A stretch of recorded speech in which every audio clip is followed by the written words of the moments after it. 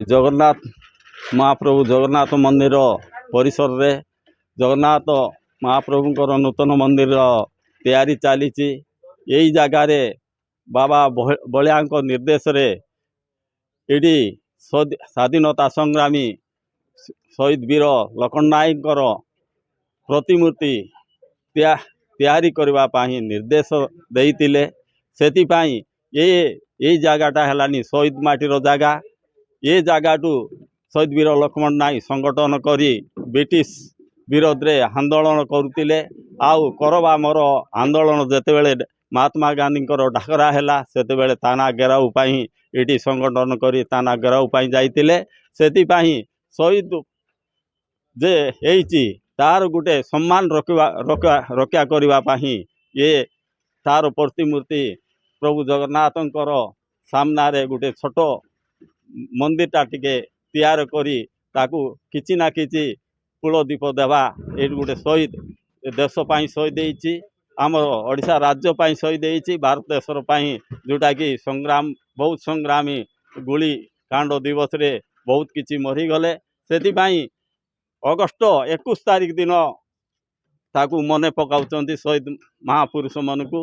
August 15 ଦିନ ଆଉ ଜାନୁଆରୀ 24 ଦିନ, ଆଉ ବାକି ଦିନରେ ସେଟା କିଛି ହେଇପାରୁନାହିଁ। ସେଥିପାଇଁ ଏଇଟା ଗୋଟେ ଚିନ୍ତା କରି ତାଙ୍କୁ କିଛି ନା କିଛି ଫୁଲ ଟିକେ ମଧ୍ୟ ତାକୁ ସ୍ଥାପନ କରିବା ପାଇଁ ଏ ଉଦ୍ଦେଶ୍ୟରେ ଏ ମୂର୍ତ୍ତିଟା ସ୍ଥାପନ କରାଯାଉଛି। ବଳିଆ ପଦ୍ମଶ୍ରୀ ଏବଂ ସମାଜ ସଂସ୍କାରକ ବଳିଆ ସେ ସମାଜ ସଂସ୍କାରକ ଉପରେ ଜଣାଶୁଣା। ସମାଜରୁ ଯେମିତି ଆମର ଯେଉଁ ବିଧବା ମାଁ ମାନଙ୍କୁ ଆମେ ସମ୍ମାନ ଜଣାଉନୁ, ଆଉ ବାହାଘର ପୂର୍ବରୁ ଜାତକ ମିଳ କଥା ଚିନ୍ତା କରୁଛୁ, ରକ୍ତ ମିଳ କଥା ଚିନ୍ତା କରୁନୁ, ଏଇସବୁ ସେ ସମାଜ ସଂସ୍କାର ଦିଗରେ ବହୁତ କଥା କରୁଛନ୍ତି। ସେ ନିଜକୁ ବାବା ଅପେକ୍ଷା ନିଜକୁ ସମାଜ ସଂସ୍କାରକ ଭାବରେ ଚାହାନ୍ତି, ବୃକ୍ଷରୋପଣ କରିବା।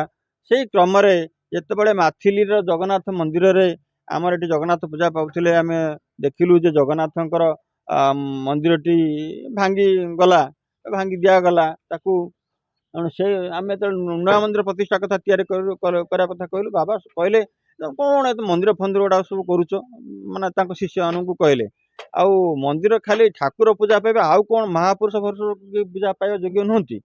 ମୁଁ କହିଲି ବାବା ତାହେଲେ ଆମେ ଲକ୍ଷ୍ମଣ ନାୟକଙ୍କର ଯେଉଁ ଅଛି ତାଙ୍କ ମନ୍ଦିରଟା ପୂଜା କରିବା ଏଠି, କାହିଁକି ନା ଏଇ ଯେଉଁ କ୍ଷେତ୍ରଟି, ଏଇ କ୍ଷେତ୍ରରେ ସେ ଶହୀଦ ଲକ୍ଷ୍ମଣ ନାୟକ ଏଠି ତାଙ୍କର ସବୁ ସଂଗୀମାନଙ୍କ ସହିତ ଗ୍ୟାଦରିଂ ହେଇକରି ଆମର ମାଥିଲି ଥାନା ଘେରାଉ କରିଥିଲେ। ଥାନା ଘେରାଉ କଲା ପରେ ସେ ଯେଉଁ ବ୍ରିଟିଶ ଗୁଳରେ 11 ଜଣ ସଂଗ୍ରାମୀ ମାନଙ୍କ ଶହୀଦ ହେଇଥିଲେ। ତେଣୁ ଏ ଜାଗାର ମାହାତ୍ମ୍ୟ ନିଶ୍ଚିତ ଅଛି।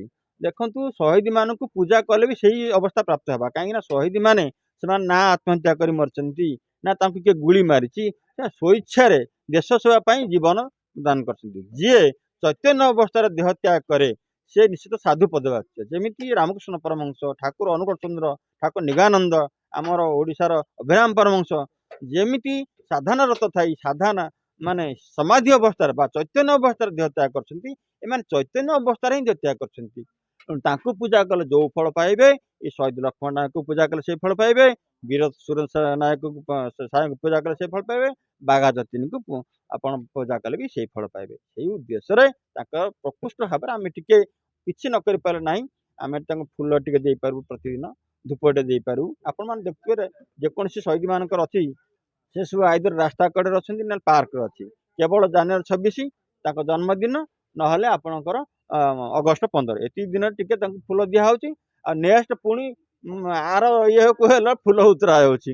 କିନ୍ତୁ ଏଠି ସେ ରହିଲେ ଜୀବନ୍ତ ଭାବରେ, ପ୍ରାଣବନ୍ତ ଭାବରେ ସେ ଆମକୁ ଆଗ୍ରହ ପ୍ରଦାନ କରିବେ, ଉତ୍ସାହ ପ୍ରଦାନ କରିବେ, ଦେଶ ପାଇଁ ତ୍ୟାଗର ମନୋଭାବ ଆମ ଭିତରେ ସୃଷ୍ଟି କରିବେ। ଧନ୍ୟବାଦ।